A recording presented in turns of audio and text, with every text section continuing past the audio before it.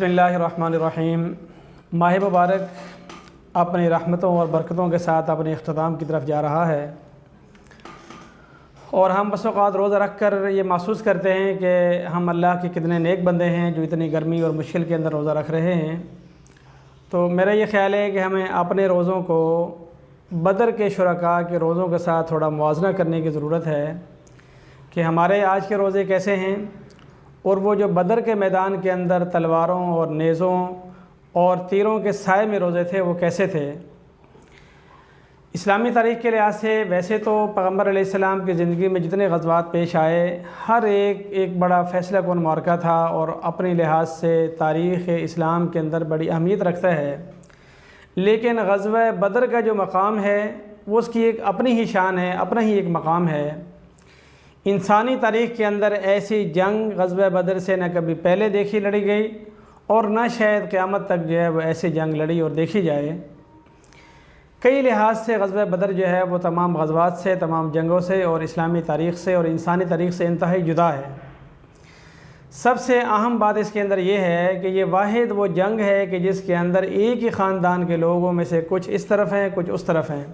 बाप इधर है तो बेटा उधर, चाचा इधर है तो भतीजा इधर, एक भाई इधर है तो एक भाई उधर, यानी पूरे का पूरा ख़ानदान यूँ तकसीम है कि मद्दे मुकाबिल जिसको मारना है वो खून का रिश्ता है, करीब का रिश्ता है, जिसके लिए लड़ना था उसी के ख़िलाफ़ लड़ा जा रहा है। एक इस ग़ज़वे की ख़ास खसूसियत ये है। नंबर दो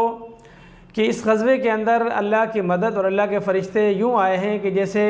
आँखों देखे आए हैं। और वाक़यात के अंदर, ग़ज़वात के अंदर अल्लाह की मदद आती है, लेकिन फ़रिश्तों का यूँ उतरना और यूँ आमद कि अपने भी फ़रिश्तों को देख पाएँ और गैर भी फ़रिश्तों को देख पाएँ, इस तरह की जंग पहले और बाद में कभी नहीं देखी और कभी नहीं सुनी गई। और इसी तरीके से जहाँ तवक्कुल और अल्लाह पे भरोसा और नबी करीम सल्लल्लाहु अलैहि वसल्लम के साथ जो मोहब्बत का जज्बा है, इस नौइयत का जज्बा पहले और बाद के अंदर मौजूद नहीं है कि इस तरफ सिर्फ़ 313 या 14 और दूसरी तरफ जो है वो इनसे 3 गुना भी ज़्यादा ताकत और मुसल्ला पूरे असबाब आलात के साथ, माल व दौलत के साथ, अपने पूरे जाह व जलाल के साथ, और यहाँ पर निहत्ते जो है वो 313 नबी करीम सल्लल्लाहु अलैहि वसल्लम के मोमिन बनकर आते हैं।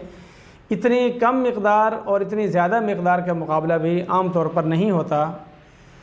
और इसी तरीके से ये दिन जो है वो यौमुल फ़ुरक़ान कहा गया है। इस दिन ने वाक़तन जो है वो कुफ़र और इस्लाम के अंदर फ़र्क कर दिया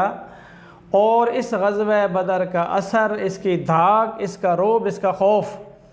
इस कदर है कि आज 1450 साल गुज़रने के बावजूद आज भी काफिर सोचता है कि मुसलमानों का कोई भरोसा नहीं, ये थोड़े से होकर भी हमारे बहुत सारों को शिकस्त दे लेते हैं।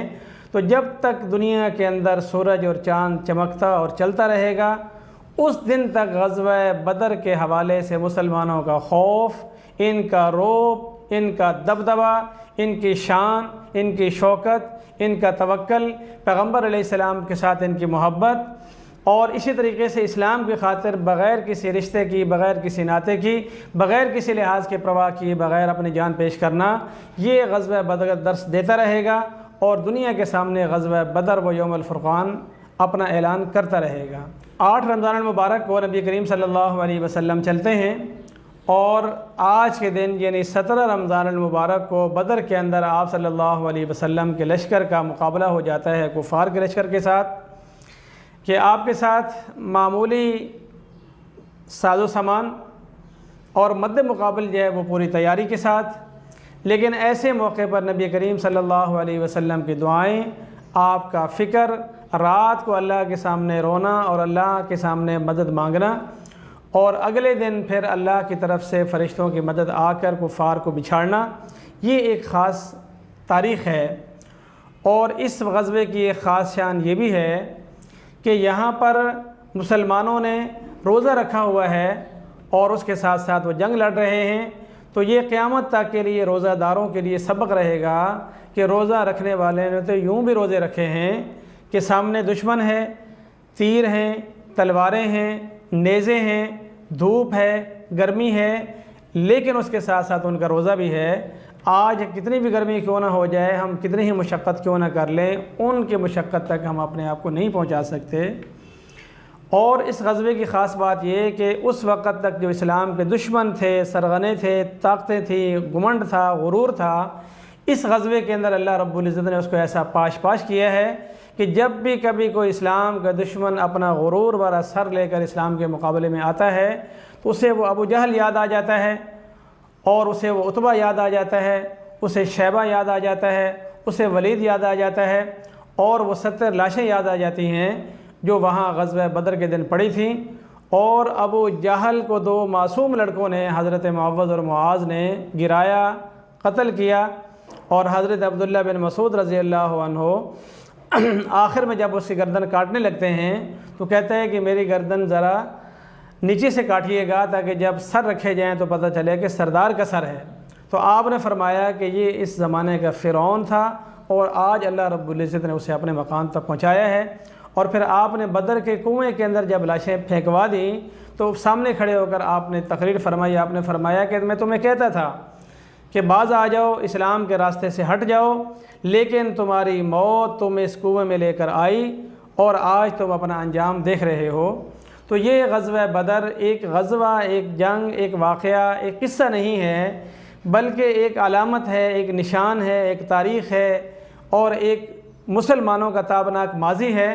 اور کفار کے لیے ایک تلوار ہے جس کی سوچ اور اس کا تصور قیامت تک کفار کو ہلاتا رہے گا کہ مسلمان یوں بھی ہوتے ہیں، مسلمانوں کے ساتھ اللہ کی مدد یوں بھی آتی ہے، اور اگر اللہ تعالیٰ چاہے تو واقعی فرشتوں کو تلواریں اور گھوڑے دے کر اتار سکتا ہے۔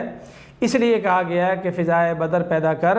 جب فضائے بدر پیدا کریں گے تو پھر آسمان سے جو ہے وہ فرشتے اتریں گے۔ تو ہمیں بہرحال اپنے روزوں کو رکھتے ہوئے یہ خیال کرنا چاہیے کہ وہ بھی روزے تھے، تیروں اور تلواروں کے سائے میں رکھے گئے تھے، اور اسی طریقے سے اس واقعے کا خاص طور پر ہمیں مطالعہ کرنا چاہیے، پڑھنا چاہیے پوری تفصیل کے ساتھ۔ اس سے ایمان تازہ ہوتا ہے، انسان کے اندر ایک ہمت آتی ہے، حوصلہ آتا ہے، اور اللہ کی ذات پر اس کا یقین اور اللہ کی ذات پر اس کا توکل اور پختہ ہو جاتا ہے، اور پیغمبر علیہ السلام کے ساتھ صحابہ کرام کا تعلق اور ان کی جان نثاری دیکھ کر کچھ اپنے اندر احساس پیدا ہوتا ہے کہ وہ بھی پیغمبر کے امتی تھے، ہم بھی نبی کے امتی ہیں، انہوں نے پیغمبر کے لیے کیا کیا، ہم نے کیا کیا۔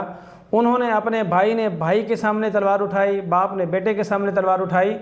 اور انہوں نے کوئی پرواہ نہیں کی کہ کیا ہے، بس یہ پرواہ تھی کہ ہمارے نبی نے ہمیں فرمایا ہے، اور آج کے دن ہم نے نبی کو خوش کرنے کے لیے وہ کچھ کر گزرنا ہے جس سے ہمارے نبی کی آنکھیں ٹھنڈی ہوں اور ہمارا اللہ راضی ہو۔ تو اللہ رب العزت ہمیں اپنی تاریخ کو پڑھنے کی توفیق عطا فرمائے، اور بالخصوص غزوہ بدر سے جو ہمیں سبق اور فلسفہ ملتا ہے اسے سیکھنے کی اور سمجھنے کی توفیق عطا فرمائے۔